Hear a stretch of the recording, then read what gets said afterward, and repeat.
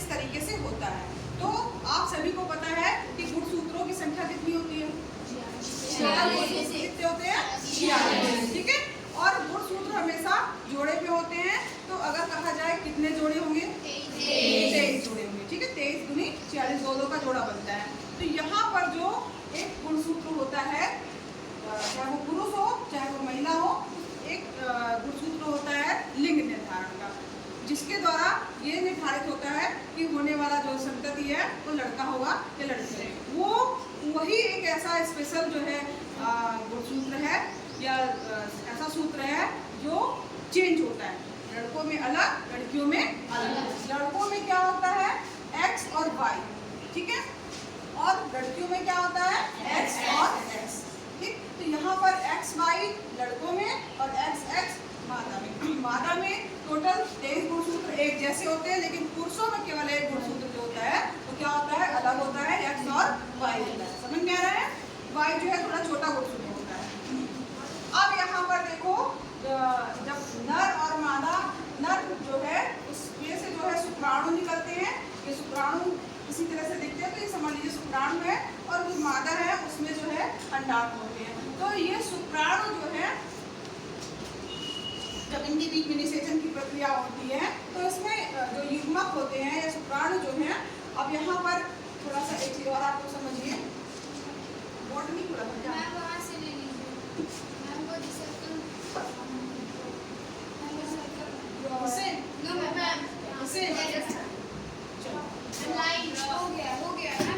देखो अब यहाँ ध्यान से समझना, X है और पुरुष के पास में Y, माता के पास क्या है? X और X। तो जनरली क्या कहा जाता है कि बच्चे के लिए बोला जाता है, दोष दिया जाता है कि माता के ऊपर दोष है कि भाई आपने लड़कियों को ही केवल जन्म दिया, लड़का नहीं पैदा कर रही हैं। लेकिन इसका निर्धारण जो है लड़की कर ही नहीं सकती, क्योंकि उसके पास तो केवल X ही है। ठीक है।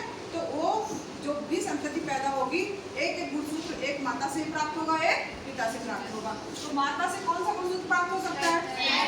X। तो यहाँ पर X गुणसूत्र तो माता से मिलेगा, और पिता से X और Y दोनों में से कोई सा भी गुणसूत्र प्राप्त हो सकता है। तो यहाँ पर किस तरीके से कौन सा गुणसूत्र मिला है वो आप एक बार समझिए। यहाँ पर X से X मिलेगा तो क्या बन जाएगा? XX। समझ में आ रहा है? फिर ये वाला X माता के X से मिल सकता है तो क्या बनेगा? XX। फिर ये वाला Y जो है माता के X से मिलेगा तो क्या बन जाएगा? जैसे यहाँ लिखते रहे। ठीक है, XY। और ये वाला Y इससे X से मिलेगा तो क्या बनेगा? X। यहाँ आप देख रहे होंगे 4 जो है आपको जोड़े के रूप में गुणसूत्र प्राप्त हो रहे हैं, यानी 4 चीजें हो सकती हैं। अब 4 चीजों में आप ध्यान दीजिए कि दोनों गुणसूत्र एक जैसे जो हैं वो दिख रहे हैं, ये वाले, और इसमें जो है अंतर है, इसमें XY और इसमें XY है। ठीक है। तो यहाँ पर एक चीज और ध्यान दीजिए कि प्रभावी गुण क्या होता है? वो है Y, जो कि किसके लिए जिम्मेदार है? लड़के होने के लिए। Y क्या है? प्रभावी गुण है। प्रभावी गुण चल नहीं रहा, ठीक है, प्रभावी है। तो और प्रभावी एक भी Y अगर दिखा तो क्या होगा? लड़का। प्रभावी गुण है तो इसका मतलब क्या हुआ? लड़का होगा। और अगर एक भी Y नहीं है, दोनों X है तो क्या होगा? लड़की होगी। अब यहाँ पर देख के आप समझ पा रहे होंगे कि जो एक नर और मादा या माता पिता की जो संतति होगी उसमें से दो चीजें हो सकती हैं। मतलब ये क्या हुआ? XX तो मतलब ये क्या पैदा होगा? ये क्या होगी? लड़की। ये क्या होगा? लड़का। ये लड़का। समझ में आया? Yes ma'am. 2 ऑप्शन है, 2 तरीके हैं, 2 ऑप्शन हो सकते हैं लड़की होने के, 2 ऑप्शन हो सकते हैं लड़के होने के। ठीक है। तो यहाँ पर देखो एक ये आपको दिख रहा है, इसमें मैं बुला के आपसे पूछूंगी कि अब आप बताएंगे। ठीक है। लिंग निर्धारण है ये। गुणसूत्रों की संख्या कितनी होती है? जिसको बुलाएंगे वही बताएगा। चलो आ जाओ तुम। गुणसूत्रों की संख्या कितनी है? फटाक से बताओ। 46 बोल रही है। सही बोल रही है? Yes ma'am. चेक करो है सही? Yes ma'am. चलो बैठो जाके। अब जोड़ों की संख्या कितनी है? तुम आओ। 23 जोड़े होंगे। सही है? Yes ma'am. अभी याद हो गया ना, एग्जाम में क्वेश्चन आता है जरूर से।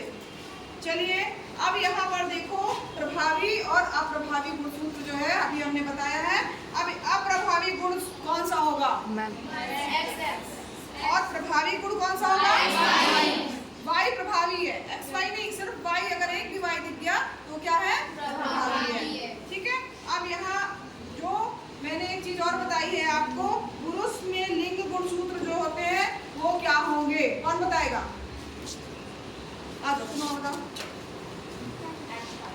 एक्स वाई, एक्स वाई है। पुरुषों में एक्स और वाई दोनों होता है। ठीक है।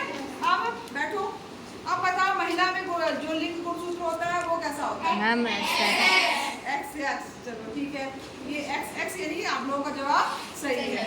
चलिए अब यहाँ पर देखो शुक्राणु दिख रहे हैं और ये आपको दिख रहा है एक्स वाई, तो ये क्या होगा? पुरुष है या लड़का है या नर है या पिता, समझ लीजिए। ठीक है। यहाँ पे जो है आपको एक्स एक्स दिख रहा है तो ये क्या होगा? लड़की या माता या मम्मी। ठीक है। तो यहाँ देखिए आपको दिख रहा है। अब यहाँ पर इनके बीच में संकरण हो रहा है यानी सेचन की प्रक्रिया हो रही है। तो इसके बाद जो है 4 ऑप्शन हो सकते हैं जो मैंने भी आपको बताया। पहला क्या होगा? इसका यक्स इससे मिलेगा तो यक्स यक्स बनेगा। दूसरा क्या होगा? इसका यक्स इससे मिलेगा तो यक्स यक्स बनेगा। इसका वाई इससे मिलेगा तो क्या बनेगा? और इसका वाई इससे बनेगा तो। ठीक है। अब चलो मैं जिसको बुला के पूछूंगी वो बताएगा। तुम आ जाओ। ये एक्स वाई अगर हमें प्राप्त हो रहा है, यहाँ एक्स वाई प्राप्त हो रहा है तो क्या पैदा होगा? लड़का। क्यों? कारण भी बताओ। क्योंकि हाँ, वेरी गुड। अगर एक भी वाई दिख रहा है और वाई प्रभावी है, प्रभावशाली है तो क्या पैदा होगा? सही बता रही है नहीं है? चलो अब आओ, दूसरी लड़की आओ भाई।